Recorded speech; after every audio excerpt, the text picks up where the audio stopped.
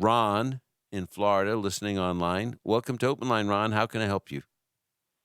Hey, Michael. So, in Jesus' prayer in the garden before his crucifixion, before his arrest, there's no indication that anyone was there.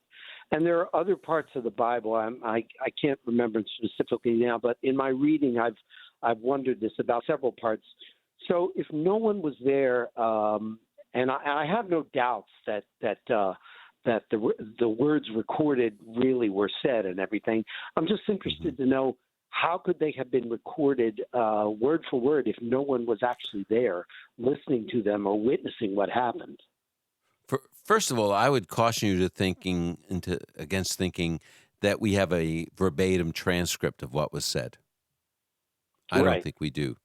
If you might have a conversation with someone, and I say, "Hey, what'd you say?" Well, you'll tell me what you said and the substance of the conversation, and it'll be accurate, but it wouldn't be a transcript like you have in court. Isn't that true? Yes. That's sort of the way we have information in the Gospels. It's why when there are conversations happening and they're recorded in multiple Gospels, that they're not exactly the same. Because But that still leaves the question of how Jesus was recorded in the garden if he was alone.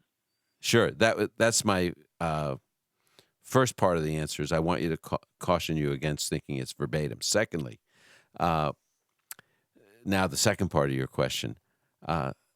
Let's think about the Lord Jesus is alone with the Samaritan woman talking to her at the well, right? And the disciples come and they find out.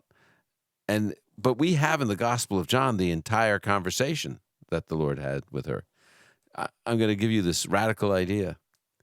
They said, "Yeshua, what did you say to that woman?" And he told them the conversation. Just like I said, my wife will sometimes see me talking to a neighbor. "What'd you say to Bob over there?" And well, I'll recount the conversation. I believe that's what happened very often. Another example is, if Balaam was on top of a mountain, how is it that Moses knew to record what Balaam's oracles were? Well, it tells us in Numbers 31 that Balaam was captured and executed for his provocation of Israel to enter into idolatry and engage in terrible behavior. And he was executed for that. But I believe he was debriefed before he was executed. And I'm sure he said, "Well, I didn't curse you. Listen to the blessings that I gave you."